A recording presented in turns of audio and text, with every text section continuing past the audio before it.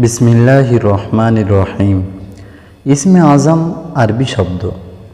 ESIM অর্থ নাম আর আজম অর্থ শ্রেষ্ঠ। আল্লাহর অগণিত গুণবাচক নাম রয়েছে।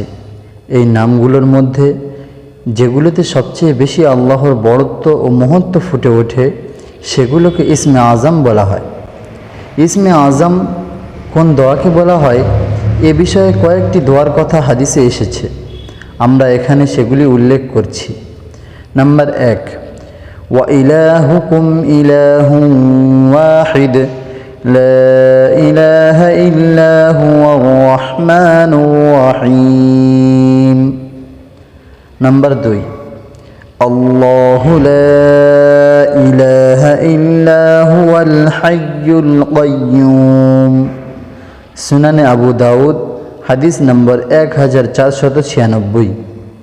নাম্বার 3, হজরত আব্দুল কাদের জিলানী রহমতুল্লাহ আলাইহি বলেন, ইসমুল আজম হলো আল্লাহ শব্দ, তবে শর্ত হলো তা পূর্ণ একাগ্রতা ও ইখলাসের সঙ্গে বলতে হবে।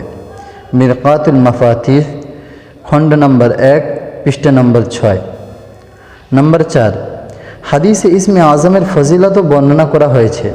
হজরত আনাস রাদিয়াল্লাহু তাআলা আনহু বর্ণনা করেন, একবার রসুল সাল্লাল্লাহু আলাইহি ওয়াসাল্লাম মসজিদে প্রবেশ করেছেন।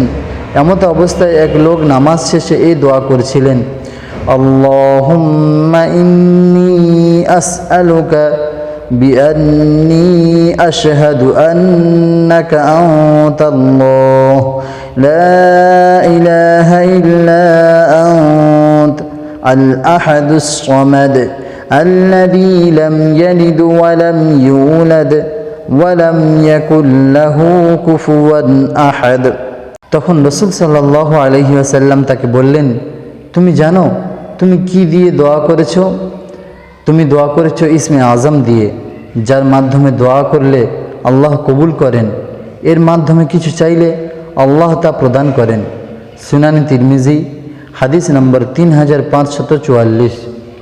নাম্বার 5, কোন সাহাবী থেকে বর্ণিত আছে, আল হাই ও আল কাইয়ুম আল্লাহর ইসমে আজম। ইমাম রাজি রহমতুল্লাহ আলাই ও আল্লামা নববী রহমতুল্লাহ আলাই এই মতকেই গ্রহণ করেছেন। নাম্বার 6, আল্লামা জাজারি রহমতুল্লাহ আলাই বলেন, আমার মতে ইসমে আজম হলো লা ইলাহা ইল্লা হুয়াল হাইয়ুল কাইয়্যুম। নাম্বার 7, ইমামে মুহাম্মদ রহমতুল্লাহ আলাই বলেন, আমি ইমামে আবু হানিফা রহমতুল্লাহ আলাই থেকে শুনেছি আল্লাহ তাআলার ইসমে আজম হলো আল্লাহ, কেননা এটি আল্লাহর সত্তাগত নাম। তাছাড়া কোরআন মাজিদে এই নামটি 2697 বার এসেছে, এত বেশি অন্য কোনো নাম আসেনি। নাম্বার 8, হযরত আব্দুল্লাহ ইবনে বুরাইদাহ আল আসলামী রাদিয়াল্লাহু তাআলা আনহু তার বাবা থেকে বর্ণনা করেছেন, রাসূলুল্লাহ সাল্লাল্লাহু আলাইহি ওয়াসাল্লাম এক ব্যক্তিকে তার দোয়া এভাবে বলতে শোনেন, আল্লাহুম্মা ইন্নী আসআলুকা বিআন্নী আশহাদু আন্নাকা আনতাল্লাহ লা ইলাহা ইল্লা আনত আল আহাদুস সামাদুল্লাযী লাম ইয়ালিদ ওয়া লাম ইউলাদ ওয়ালাম ইয়াকুল লাহু কুফুয়ান আহাদ। বর্ণনাকারী বলেন, রাসূলুল্লাহ সাল্লাল্লাহু আলাইহি ওয়াসাল্লাম ওই ব্যক্তির মুখে এ বাক্যগুলো শুনে তখন বললেন, সেই মহান সত্তার শপথ যার হাতে আমার জীবন, নিঃসন্দেহে এ লোক আল্লাহ তাআলার মহান নামের ইসমে আজম ওসিলায় তার কাছে প্রার্থনা করেছে।